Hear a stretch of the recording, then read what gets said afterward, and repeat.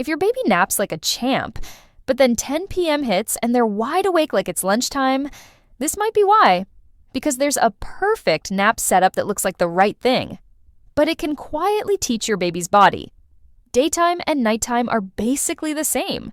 And once that happens, bedtime starts sliding later, and later, and later.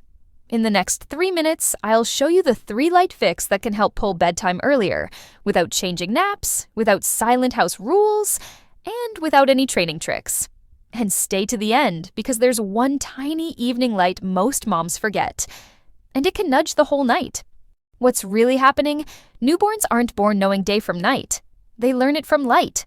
Bright day and dim night. Daylight is like your baby's time stamp. Bright daylight says, this is day. Dim daylight says, could be night.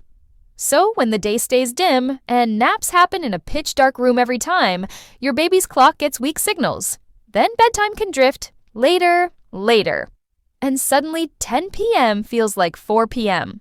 Now let's zoom into the 2 nap mistakes that look perfect but can confuse the clock. The blackout nap trap, light only. Mistake number 1, making every nap look like midnight. If naps happen in full blackout, your baby's brain doesn't see daytime. It's like you removed the daylight label from the day. Mistake number 2, keeping the whole house dim because you don't want to stimulate them. I get it. You're trying to protect sleep, but light isn't hype. Light is a clock cue. Here's the simple switch.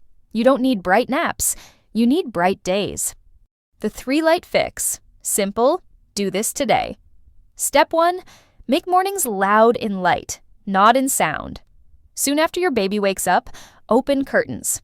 Go near a window, step onto a porch, sit by a bright room. Keep baby comfortable and out of direct sun. You're just letting normal daylight in. Step 2, make naps nap dark, not midnight dark. If you love a darker room, keep it comfy, but let some daytime exist. Think, curtains mostly closed, but not a sealed cave. If your baby will only nap in a very dark room, don't panic. Just make sure the rest of the day is bright and open.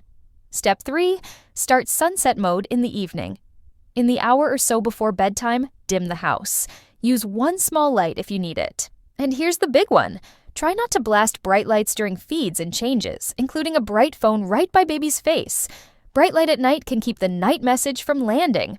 Okay, so what if you're doing all this and baby is still wide awake late? There's one more light leak to check. The sneaky night shifter. Look for tiny bright spots after bedtime, a nightlight that shines toward the crib, hallway lights spilling under the door, TV glow in the next room, even a quick overhead light during a diaper change.